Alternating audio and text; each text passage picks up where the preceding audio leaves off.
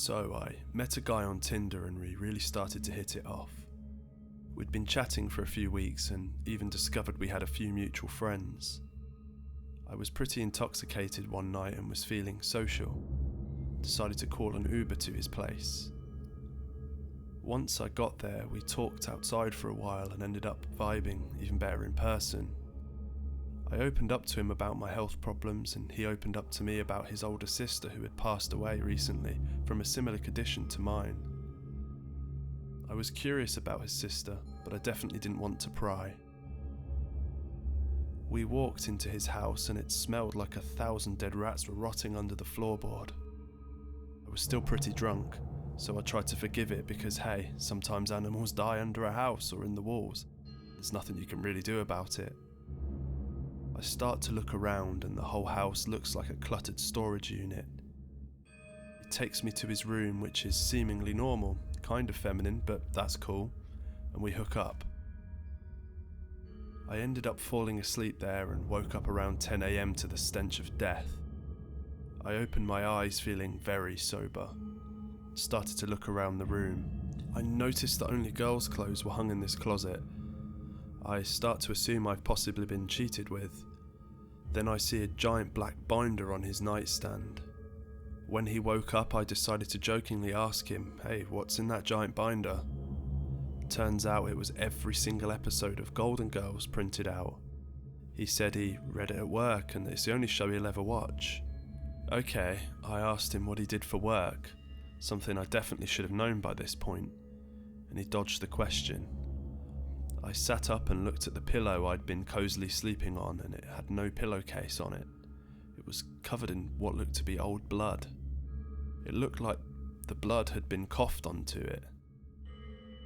I started putting the unpleasant pieces together. I asked as sensitively as I could, "Hey, was this your sister's room? I noticed the clothes in the closet." He says, "Yeah, and this is her bed. I haven't changed or washed anything. It just makes me feel better to be in her bed. This is actually where I held her when she died. You remind me so much of her. I really, really like you." And then casually tried to hook up with me like he didn't just drop unsettling news. I felt immensely sorry for him, but needed to get out of there. I made some excuse and I immediately left. I decided to not entirely ghost him because of how bad I felt for him. He was clearly dealing with some really dark stuff.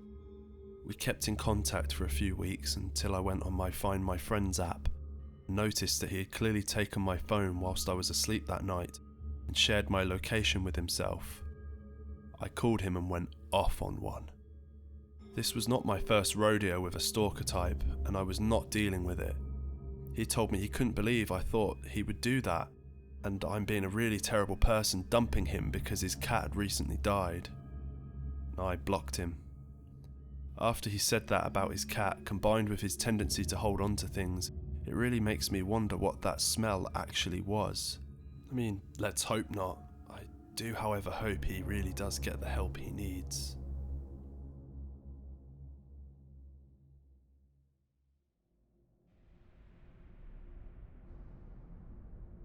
Around March of 2014, I started talking to this girl on Tinder.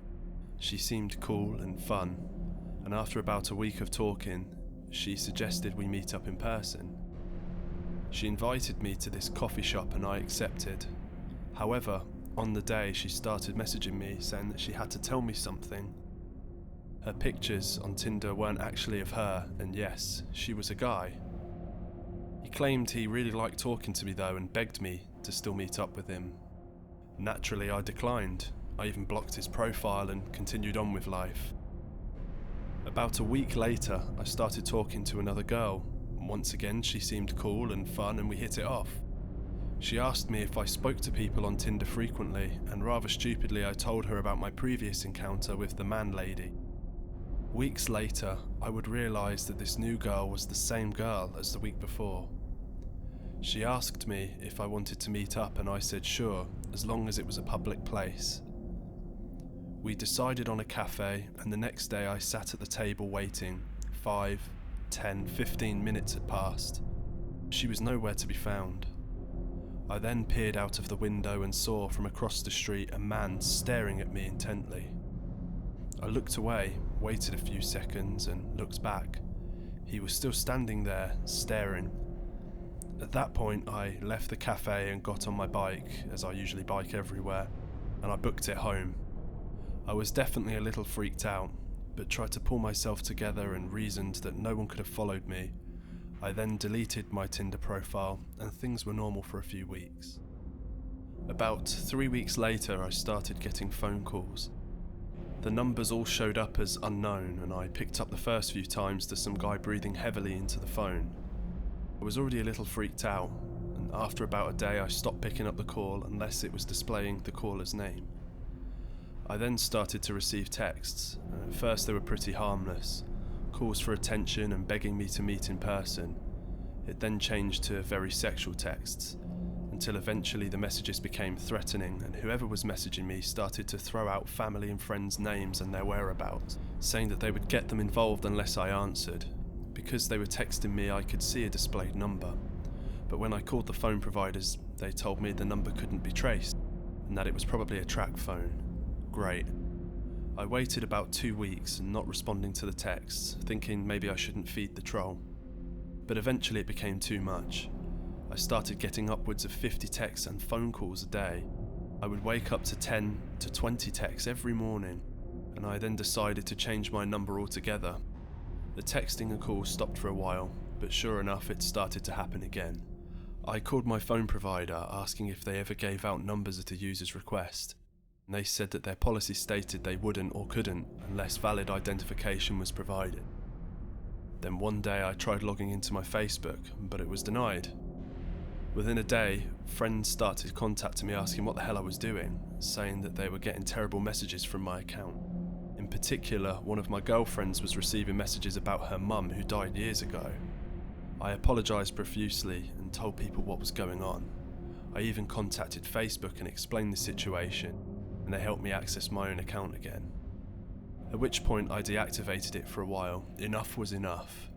I even thought about hiring a private investigator or a hacker. I decided against it, however, and just hoped it would fade out if I never answered. I left my Facebook deactivated and ignored any texts or phone calls. I never had any trouble at home, but some of my closest friends received the occasional text as well, which weirded us all out. I hated that they got dragged into it. One day I came home and things felt very eerie. Door unlocked, windows open, and no one home. A strong breeze running through the apartment. I did a check of the place and found nothing else weird, so I locked everything up and just waited for the roommates to get home. It's been almost 7 months now. The calls and texts have more or less stopped. I'll get an occasional text, but at most one every 2 weeks. At the peak of it, I was receiving almost 100 texts a day. It definitely affected my social and personal life, and I became much more weary of the people around me and my surroundings. I just felt like I couldn't really focus on anything until this stopped. Work was difficult, though I tried to maintain my composure as best I could. Everything was just weird. Life was weird. I've since stopped using all forms of dating apps and websites. Things are getting back to normal at this point. I just want to put it all behind me now. I'm moving at the end of this year, so it would be nice to have a fresh start in a new place. I'm not going to sit here and say all dating apps are dangerous and no one should use them, but definitely cover your bases. Ask more questions before meeting someone, FaceTime them first, Skype, anything. I was naive about it and I regret it. Be safe, stick close to your friends, and try meeting people in more traditional ways.